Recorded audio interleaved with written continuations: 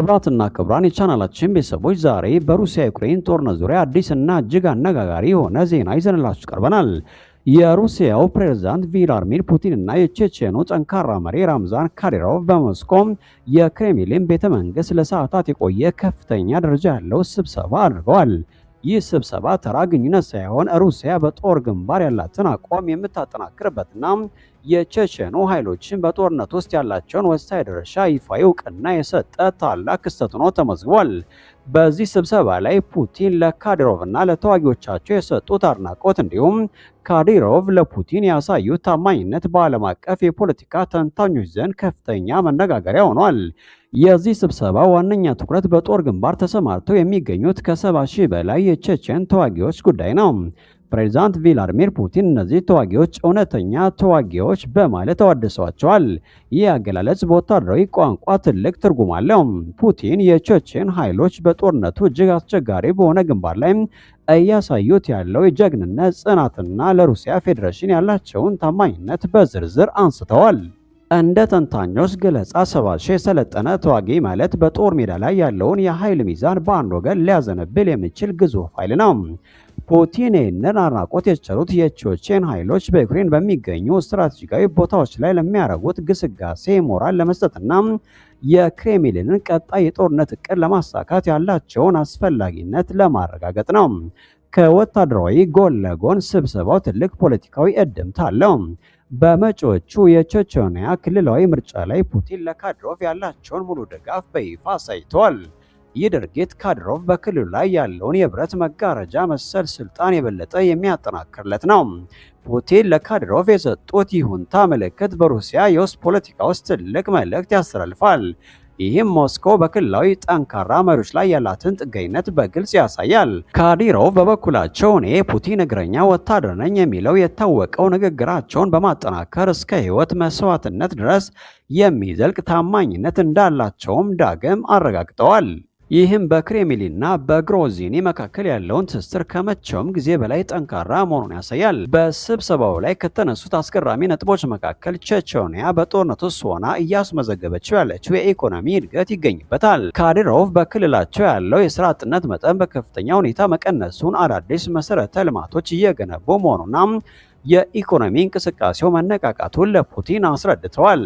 ተንታኞች እንደሚሉት ከሆነ የኢኮኖሚ መረጋጋት ሊመጣ የቻለው ከሩሲያ ፌዴሬሽን መንግስት ከሚፈሰው ከፍተኛ በጀትና የቼቼን ወታደራዊ ኢንዱስትሪ ለዜጎች ከፈጠረው የስራ ዕድል ጋር የተያያዘ ነው ተብሏል።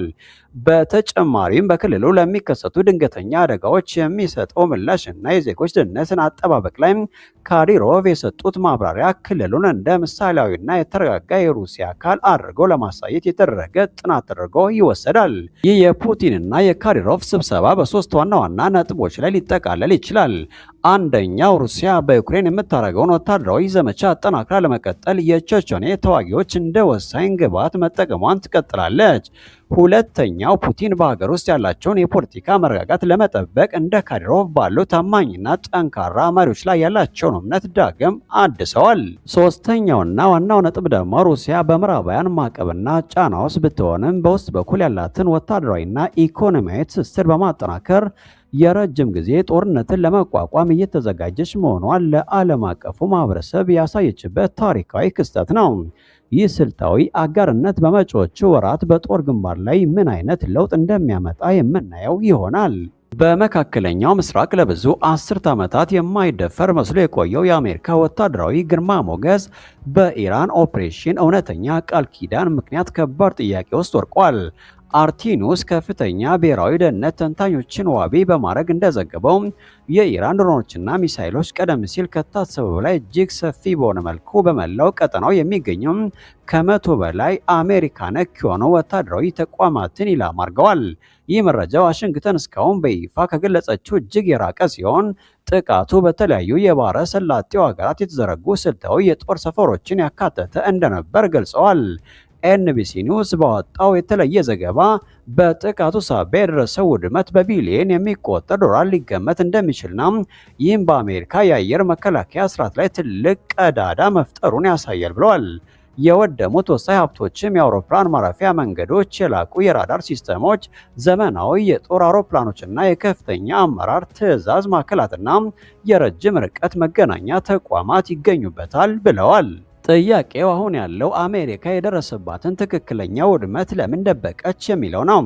ይህ የጥቃት ስፋት ኢራን አሜሪካን በቀጥታ ፊት ለፊት መጋፈጥ የምትችልበትን ወታደራዊ ብስለት ማሳየቷን ብቻ ሳይሆን የአሜሪካ የደህንነት መዋቅር በቀጠናው ያለውን የመከላከል አቅም እጅግ ዝቅተኛ አድርጎታል። በዋሽንግተን የሚገኙ ከፍተኛ ባለስልጣናት በአሁኑ ሰዓት በከፍተኛ ስጋቱ ሲሆኑ ይህ ሚስጥራዊ የተባለው መረጃ ይፋ መውጣት በቀጣይ ለሚመጣው መጠነ ሰፊ ጦርነት እንደ መጀመሪያ ምዕራፍ ተደርጎ ተወስዷል። ዓለም አቀፍ ውጥረት በከፍተኛ ፍጥነት እየናረ ባለበት በዚህ ወቅት ሩሲያ ከመጋረጃ በጀርባ የነበራትን ሚና ወደ ግልጽ ወታደራዊ ዲፕሎማሲያዊ ማስጠንቀቂያ ቀይረዋለች። በካዛኪስታን አስታና በተካሄደው ስብሰባ ላይ የሩሲያ የውጭ ጉዳይ ሚኒስትር ሰርጌይ ላቭሮቭ ያስተላለፉት መልእክት በመላው ዓለም የመከላከያ ሚኒስትሮች ዘንድ ድንጋጤን ፈጥሯል።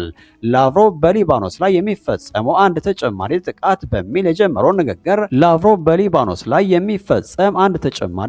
በሚል የጀመሩት ንግግር ሩሲያ የአሜሪካና የእስራኤልን ድርጊት በቀጥታ እንደምትገታ ያመላከተ ከባድ ማስጠንቀቂያ ሆኖ ተመዝግቧል። እንደ ላቭሮቭ ገለጻ አሜሪካ በሊባኖስ በኩል የምታካሂደው ጦርነት በቀጥታ ከኢራን ጋር ያላትን ፍጥጫ ወደ አዲስ ምዕራፍ የሚያሸጋግር ከመሆኑም በላይ የካስፒያን ባህር አካባቢን ሰላም እያደፈረሰ ይገኛል። ሩሲያ በአሁኑ ሰዓት የመካከለኛው ምስራቅ ጉዳይ ከደህንነቴ ጋር በቀጥታ የተያዘ ነው የሚል አቋም የያዘ ሲሆን ፑቲን ለዋሽንግተን የላኩት መልእክት ግልጽ ነው። ኢራንና አጋሮቿ ላይ የሚሰነዘር ማንኛውም ጥቃት ሩሲያን ወደ ጦርነቱ የመሳብ እድሉ ከፍተኛ ነው። ይህ የሞስኮ ግልጽ ጣልቃ ገብነት አሜሪካ በቀጠናው ያላትን የበላይነት ለመቀነስና አዲስ የኃይል ሚዛን ለመፍጠር ያለመ ነው። አሜሪካ የጠፋባትን ቢሊዮኖች የሚቆጠር ወታደራዊ ንብረት በዝምታ ለማለፍ ብትሞክርም የሩሲያ የዲፕሎማሲ ቦምብ ግን ዓለም አቀፉን የኃይል አሰላለፍ ቀይሮታል። አሁን ላይ ያለው ስጋት አሜሪካ ለደረሰባት ውድመት አጸፋዊ ምላሽ የምትሰጥ ከሆነ ሩሲያ የገባችውን ቃል ተግባራዊ በማድረግ ቀጥተኛ የሆነ የዓለም ጦርነት ሊቀሰቀስ ይችላል የሚለው ጉዳይ ነው። ክቡራትና ክቡራን የቻናላችን ቤተሰቦች ዛሬ በሩሲያ ዩክሬን ጦርነት ዙሪያ አዲስና እጅግ አነጋጋሪ የሆነ ዜና ይዘንላችሁ ቀርበናል። የሩሲያው ፕሬዝዳንት ቭላድሚር ፑቲን እና የቼቼኑ ጠንካራ መሪ ራምዛን ካዲሮቭ በሞስኮ የክሬምሊን ቤተ መንግስት ለሰዓታት የቆየ ከፍተኛ ደረጃ ያለው ስብሰባ አድርገዋል። ይህ ስብሰባ ተራ ግንኙነት ሳይሆን ሩሲያ በጦር ግንባር ያላትን አቋም የምታጠናክርበትና የቼቼኑ ኃይሎችን በጦርነት ውስጥ ያላቸውን ወሳኝ ድርሻ ይፋዊ እውቅና የሰጠ ታላቅ ክስተት ሆኖ ተመዝግቧል። በዚህ ስብሰባ ላይ ፑቲን ለካዲሮቭና ለተዋጊዎቻቸው የሰጡት አድናቆት እንዲሁም ካዲሮቭ ለፑቲን ያሳዩት ታማኝነት በዓለም አቀፍ የፖለቲካ ተንታኞች ዘንድ ከፍተኛ መነጋገሪያ ሆኗል። የዚህ ስብሰባ ዋነኛ ትኩረት በጦር ግንባር ተሰማርተው የሚገኙት ከ70 ሺህ በላይ የቼቼን ተዋጊዎች ጉዳይ ነው። ፕሬዝዳንት ቭላድሚር ፑቲን እነዚህ ተዋጊዎች እውነተኛ ተዋጊዎች በማለት አወድሰዋቸዋል። ይህ አገላለጽ በወታደራዊ ቋንቋ ትልቅ ትርጉም አለው። ፑቲን የቼቼን ኃይሎች በጦርነቱ እጅግ አስቸጋሪ በሆነ ግንባር ላይ እያሳዩት ያለው የጀግንነት ጽናትና ለሩሲያ ፌዴሬሽን ያላቸውን ታማኝነት በዝርዝር አንስተዋል።